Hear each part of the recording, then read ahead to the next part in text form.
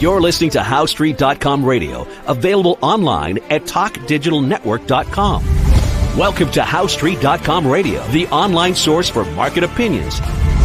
Here is Jim Goddard. My guest is Sean Brodrick, senior editor at WeissRatings.com. He's speaking to us from Florida. Welcome back to the show. Thanks for having me on.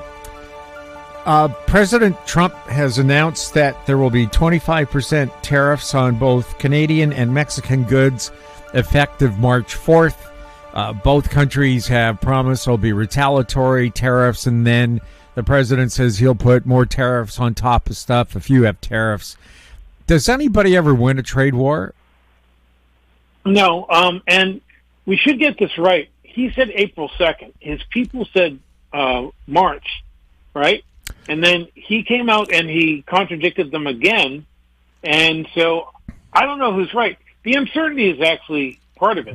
I mean, if there's so much uncertainty, then people don't know how to invest, and companies don't know how to spend their money. You know, they don't know what's going on. I mean, obviously there are conflicting forces within the White House and on his team that are coming up with different plans, and we don't know which one will be enacted. So it's tough for people to actually sort out.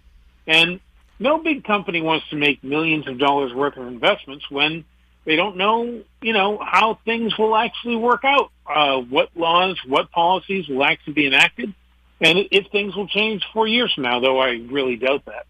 So, you know, I can see how the uncertainty is actually affecting the decisions of both companies and investors now. And the tariffs are not a good idea. They just are not. I'm against this. Certain selectively targeted tariffs, like you could do this on a bunch of stuff from China, for example, or else the stuff that's sent from China, put through Mexico, and then shipped to the U.S., you could do it on that too. But tariffs on our friends in Canada, no.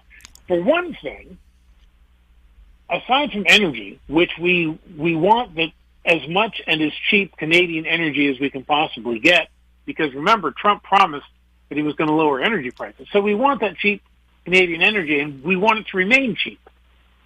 Aside from that, the U.S. sells more stuff to Canada than Canada buys, than like Canada sells to us.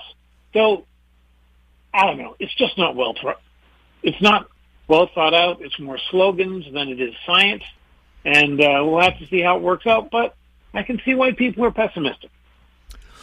Well, prepare to pay more for your French fries. Canada supplies 75% of America's French fries. The potatoes, apparently, that they grow in Idaho and other places are a different kind of potato, more suitable for mashing or baking, but not for French frying.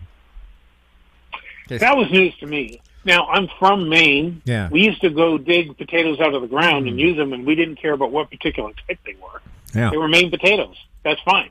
And but okay, maybe companies will adjust. Maybe they'll suddenly decide that those potatoes grown in Idaho are good enough for French fries. I don't know. But, you know, it's a massive upheaval. It's chaos. And, again, it's hard for companies to invest when they're not sure what's going to happen. And it seems like things are done on a whim or because President Trump heard something, and so now he believes it, and it's just not true. So, you know, good luck to everybody in that. I wish the best to all the potato farmers and also the companies using potatoes, but there are no easy solutions here. What's going on with gold? Well, it is fascinating. We're finally seeing gold pull back. We're seeing the U.S. dollar bounce and gold pull back. Part of this is due to tariffs, but as we've seen in the past, the tariffs don't make the dollar bounce for long. It's very short term. So what I'm hoping is that we'll get a pullback to gold where I can finally buy things on the cheap, because they've gotten kind of expensive, and sure enough, the gold stocks are falling a lot faster than gold is. There is support for gold. There's all kinds of levels of support, and we'll have to see where it goes. I mean, there's support right above 2,800. There's some there. There's other support right around 2,760, 2,761. So we're not sure exactly how deep gold will pull back. And here's the thing. In all the other gold pullbacks, buyers have come in rather quickly. And so maybe gold really won't have the chance to pull back. Or maybe we will finally get a big pullback, the kind you see in any bull market, right? Is you get big pullbacks, and those are chances for people to reload. And so maybe we will get another buying opportunity. It's still early days in this, though. So I'm not making any plans. I'm just holding on to my gold positions, just kind of waiting and seeing how things go. We'll see how things go in the next couple of weeks. Oh, one thing I would like to add is that trying to get ahead of the tariffs, there's a lot of gold being flown from like London into New York. Now, London still has plenty of gold. There are people trying to do scaremongering about London's going to run out of gold. No, it isn't. And I'm sure they'll find plenty of places to store it here, but it is interesting. And that's another way that the tariffs are actually affecting the markets and affecting what investors do, is we're seeing a lot of gold flown from London to New York, trying to get ahead of those tariffs. We'll have more with Sean Brodrick right after this. Don't miss out. Stay informed. Receive the HowStreet.com weekly recap with thought-provoking podcasts, radio, and articles delivered to your inbox. Sign up for the HowStreet.com weekly recap on our homepage at HowStreet.com. Welcome back. We're speaking with Sean Brodrick. Sean, has the stock market is it near its peak, or is there still lots of room for U.S. stock markets to grow? Well, here's the funny thing, is that when you get these pullbacks, in the early days, it's hard to tell whether it's a pullback bringing you to a good place to buy or whether it's the peak and a lot more selling is coming. It really is impossible to tell.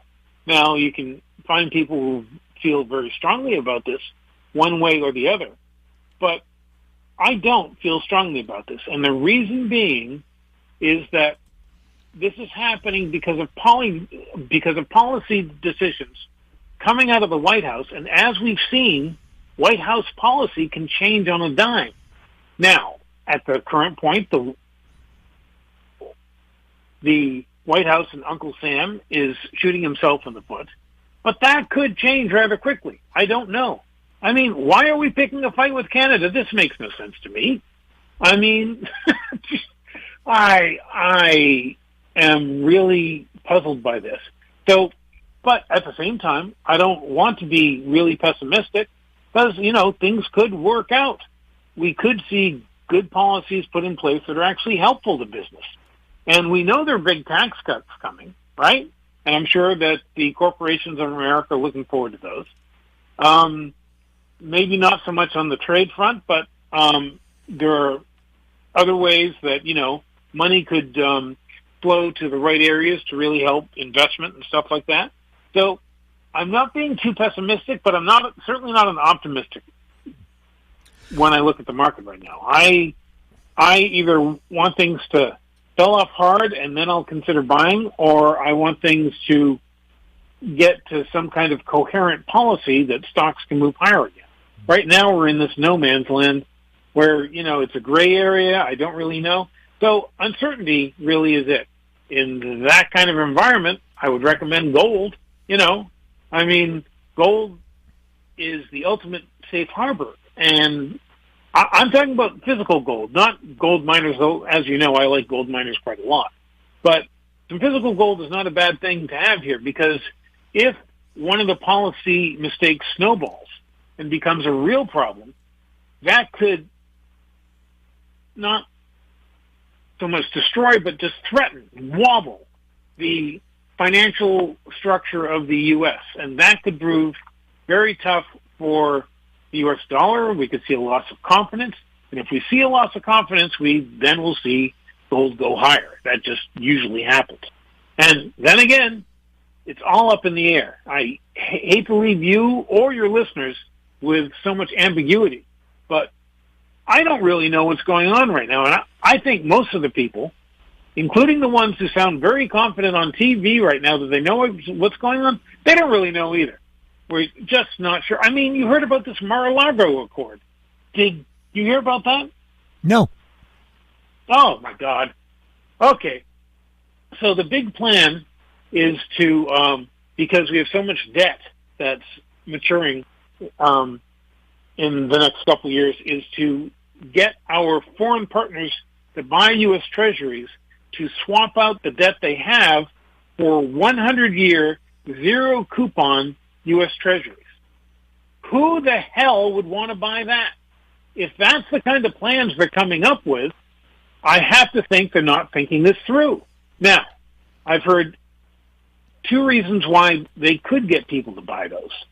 One is they could give people a break on the tariffs. So, again, we can't make plans on the tariffs because until the tariffs are enacted, we don't know what they will be. And maybe if the foreigners buy enough 100-year treasuries, then the tariffs will go away. So it's uncertainty. It's a huge load of uncertainty. That's one way we could maybe get foreigners to swap out their treasury debt for new 100-year zero-coupon like treasuries, saying, well, they've already sunk the cost anyway.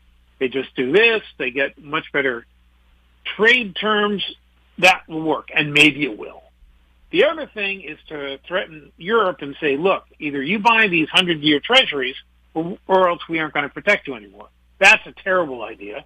But, you can see how that might happen too. It all adds up to more and more uncertainty. And so, again, I keep coming back to gold as a refuge, gold as a harbor. This pullback is a gift, and that's the way I'm playing it. Are you looking at other stock markets besides those in the U.S.? Yes, definitely in Europe. Certain parts of Asia look good. I actually made some money on a Chinese tech fund, the CQQQ. Made some nice double-digit gains on that. Stopped when the Chinese came out with the latest numbers, and their economy isn't accelerating. But they haven't given up. And they're about to push a lot more money through the banks, so maybe it will ignite something over there. We'll have to see. China definitely has potential because everything's so cheap over there. And I'm not talking about the plastic knickknacks they sell. I mean, their stocks are cheap, empirically, compared to U.S. stocks. So that still has potential. But you know what's not waiting? European stocks. Funds are moving money from the U.S. to Europe right now. The reason being is that the Europeans, realizing they have to stand on their own, realizing that Uncle Sam isn't going to prop them up anymore, have committed to spending a lot more on defense, but also on other projects too. And so they're taking on a lot more debt. That'll hurt European bonds, but it helps European stocks. And so we're seeing institutions rotate money over there right now. Individual investors probably are not doing it yet, but I bought like a fund, but I've only recently started buying individual stocks. I think there's a lot more to go with that. Because even though European stocks have run up quite a bit, and you should look at a chart of Rolls-Royce, for example. If like you want to see a great performer over the past year, I saw some news story that only Palantir and NVIDIA have really outperformed it of like major stocks. So there is a building excitement over in Europe, and so that might be a place to put some money to work. Canada could be a place to put money to work, and like people are saying, well, these new tariffs are coming, and they'll hit all these companies in Canada, and that might be true, but it might be priced in, and B, Canada is working fast to develop new markets. We know that. We know that's the reaction. They're working on deals with China, working on deals with Mexico, stuff like that. So there's some real potential there as well. And also, Canada is a major source of gold, and I am bullish on gold. And I'm actually not bearish on oil at this time, though there is more supply coming on. And if the sanctions are lifted on Russia, we could see more Russian oil coming in. That's kind of the thing that's dragging oil, if anything, right now, is I think it's expecting more Russian supply. We'll have to see how that goes. But I think overseas markets look more attractive now. And I know I'm including Canada in the overseas markets, and you're not really overseas, but just take that as just the group of stuff. Outside of the U.S. is looking more attractive because of policy uncertainty in the U.S. and the fact that stocks outside of the U.S. look comparatively cheap compared to U.S. stocks. What's going on with uranium? It's a sad story. I mean, I was a big believer in the uranium bull market. I've sold out of nearly all my uranium positions. There's a few things going. Well, you could tell because Cameco reported great earnings and the stock sold off like a rock being pushed down the stairs. So what people seem to be worried about is, A, sanctions will be lifted on Russia. It absolutely could happen. Even though the U.S. sanctions on Russia were bipartisan, that was last year. This year, there's a new team in charge, and they like Russia. So, as part of the peace deal over Ukraine, we could see sanctions lifted on Russia, which would bring potentially more Russian nuclear fuel to our markets. The other thing is, seems like Kazakhstan, which has not been able to get its act together for quite some time, they've had problems with mining, they've had problems with getting enough acid, stuff like that. They seem to be straightening that out. And so toward the second half of this year, we could see more supply come on from Kazakhstan. That's the other thing. Now, there are some people who believe, and this could be right, that anything extra they produce will be sold to China. Maybe that's true, but that's not the way the uranium market is acting right now. And I'm not just talking the spot market, which is terrible, down more than 30% from its highs. There is that, but also we just aren't hearing people talk like they were a few months ago. We are not continuing to hear that they're signing contracts at like higher and higher prices. Now, one thing that is true is that utilities tend to go through cycles where they suddenly make a lot of contracts and then they don't. And maybe we're just in that valley situation where there aren't a lot of contracts being signed, so things are just kind of drifting aimlessly. Maybe that's it. But at this present time, I can think of other places where I would rather put money to work than uranium, not because I don't believe in the long-term uranium story. I do believe in the long-term uranium story. But in the short term, uranium might be dead money. So that's kind of what I'm looking at. Anything else we should be keeping a close eye on? Not really. I'm just kind of watching things here. There are opportunities in this market, even if it's scary, and I know people are scared. The policy uncertainty I talked about, that is a real problem. On the other hand, we are seeing some opportunities open up, so people should be looking at those. And there are defensive stocks which were treated like doormats for forever. Now people are starting to look at those. They could go higher as well. So that pretty much sums it up. Sean, thank you so much for chatting with us. Thank you. My guest has been Sean Brodrick, Senior Editor at WeissRatings.com. If you have any questions for Sean or for any of our guests, you can send them to info@HoweStreet.com. Our YouTube channel is Talk Digital Network. Find us on X at Howe Street. We're also on Facebook. I'm Jim Goddard. Thank you for listening. Comments made on HoweStreet.com radio are an expression of opinion only and should not be construed in any matter whatsoever as recommendations to buy or sell any financial instrument at any time. Available online at TalkDigitalNetwork.com. HoweStreet.com radio is a production of Howe Street Media Incorporated.